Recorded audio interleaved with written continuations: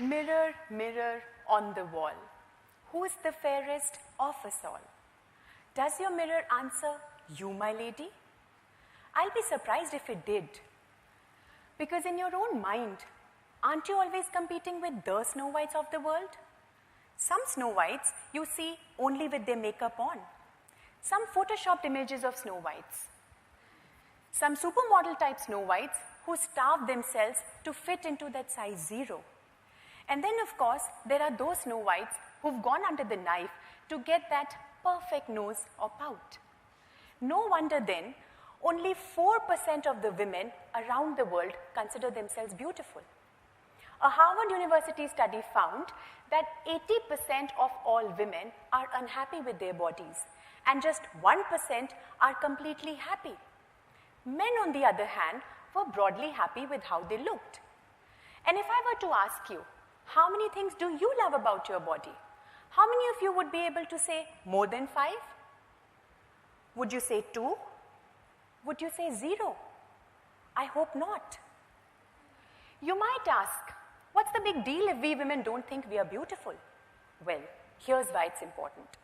At least part of our worth seems to be tied to our waistline.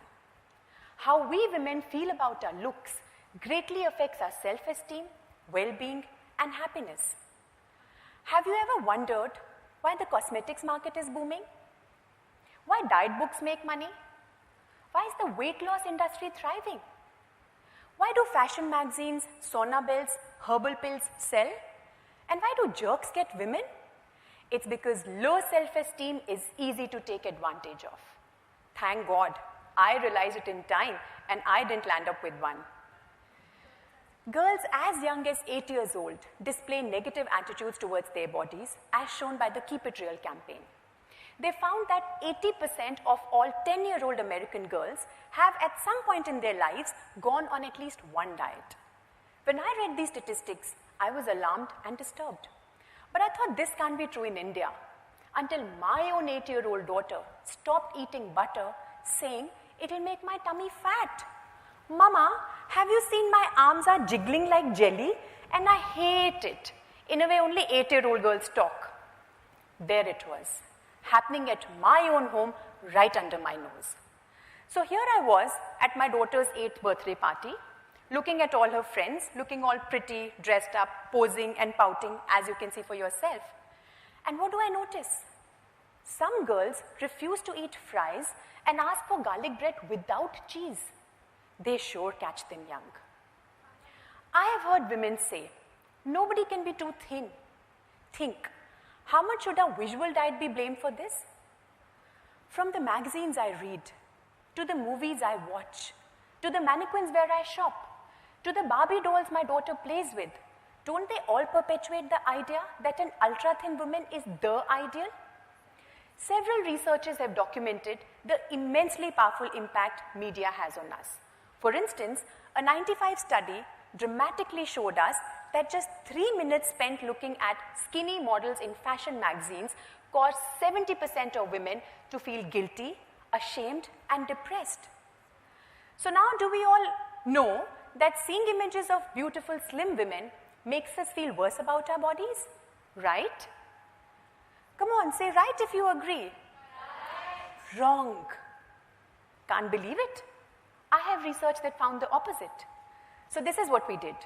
We decided to bring young girls into the lab and run a little experiment. So we took about 100 Indian undergraduate girls, aged between 18 to 21, and randomly divided them into 2 groups.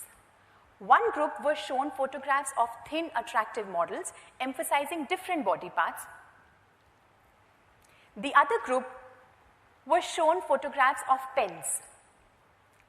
We, of course, were expecting to find that the group that was shown photographs of models, such as these, would report feeling worse about their bodies. Much to our surprise, we found there was no difference between both the groups on both body dissatisfaction and the emotions of anger, fear, guilt, and hostility. So what was happening here? Did the students not find the models attractive? That couldn't possibly be the reason, Because when we were selecting pictures for the study, we asked a number of students what they thought of the models. And about 75% of them said that they found the models attractive. We were so perplexed that we decided to ask the participants what was going on in their minds when they saw these attractive models. We came up with 3 kinds of responses. First, media fatigue. They had already seen too much of it all, perhaps leading to desensitization. Did you know that you young women today see more images of beautiful women in one day than your mothers saw throughout their adolescence? Think about that. Second, media awareness. The participants were quite aware of the reality behind the images they saw. Many found media depictions superficial and unreasonable. Some even dismissed the slimness of models as airbrushed, computer-generated, or artificially enhanced. And third, absence of social comparison with the models. They just couldn't relate to them. Some participants expressed pity and even repulsion after watching the slender models. One participant said, "I could never be like them, nor do I want to." Another participant said, "You know, these models have a very difficult lifestyle and very different priorities. I am happy the way I am." But did this mean that these young girls have not internalized the thin standards of beauty so prevalent in our societies? I too am a woman. I also like looking good. So what is it about these young women who felt that inner beauty was more important than physical beauty? If they really meant it, I started to wonder, am I vain? But I'm a social psychologist too.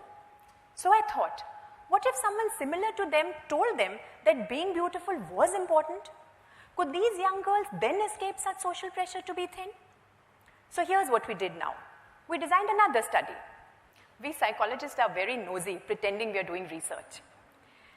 This time, we selected an ultra-thin, very attractive, 20-year-old girl, I'll call her Jasmine, to be our accomplice for the experiment. Jasmine knew exactly what we were trying to study, but none of the other participants did, and they thought she was also a real participant. We gave both of them a simple task to do, and as soon as the task was over, we left the room on some pretext. Jasmine then engaged the actual participants in a pre-scripted conversation. To half the women, she complained about her body weight. Remember, she was ultra-thin. She also spoke about her extreme diet and exercise regime. She emphasized how being beautiful was important, and she also voiced her intentions to lose weight.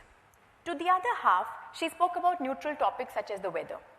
After 5 minutes, we re-entered the room and assessed the actual participants' body satisfaction. This time, there was indeed a huge significant difference between both the groups. The group of girls who engaged in fat talk was significantly more dissatisfied with their bodies as compared to those who spoke about neutral topics. So what does this mean? A real person just like you and me talking about fat talk affects us much, much more strongly than models on screens or magazines. The problem is, and I learned this from research, is that we are our worst enemies, not the media that we keep blaming. It's not them, it's us. And aren't we all guilty of such fat talk?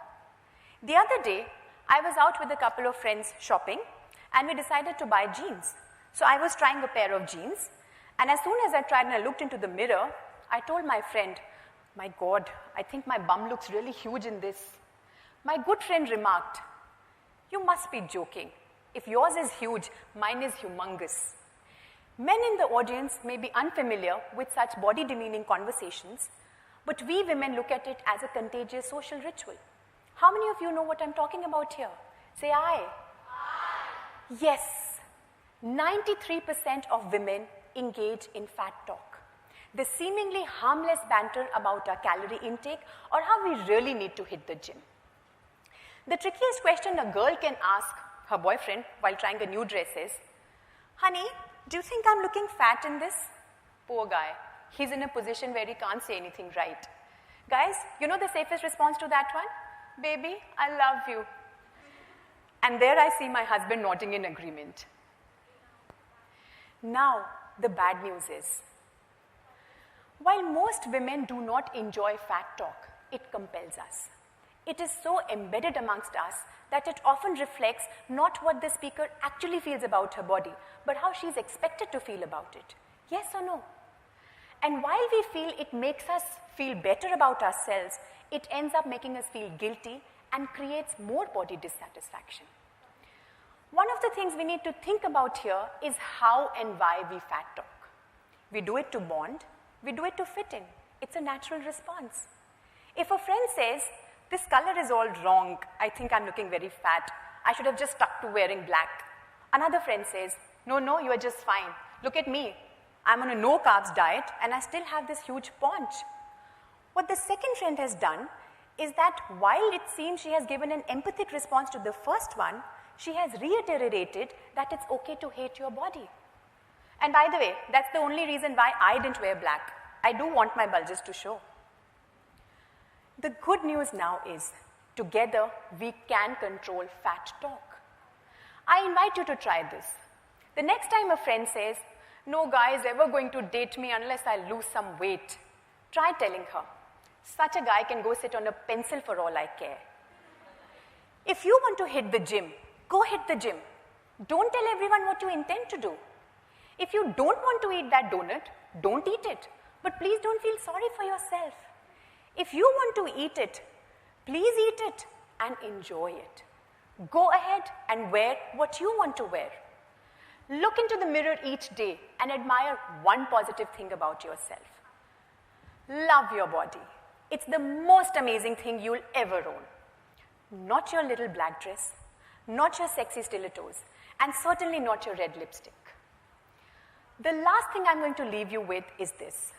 Isn't it about time we tried a new vocabulary? How about this? Tires are already called love handles, I'm told. How about we call paunch belly spread? We could call jelly arms Marilyn Monroe arms. I quite like it actually. How about we can call thunder thighs spa thighs? And we can definitely call a double chin wise chin. Ladies, you're doing just fine. Don't change a thing. Just stop fat talking.